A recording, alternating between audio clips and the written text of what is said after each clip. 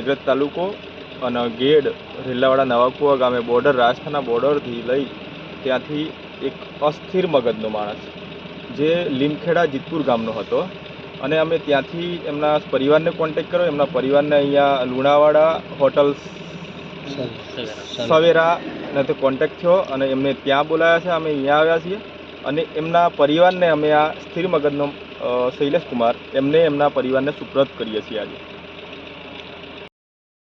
મારા ભાઈ શૈલેષભાઈ કચરાભાઈ ભરવાડ અંદાજિત 5-1 મહિના અગાઉ ઘરેથી નીકળી ગયે. મગજના અસ્થિર મગજ હોવાથી આજે લુણાવાડા મુકામે રાજસ્થાન બોર્ડરથી અમે અમારા ભાઈનો સંપર્ક થયો હોવાથી અમે 3-4 ભાઈ આવી અને લઈ જઈએ છીએ અમારા ઘરે.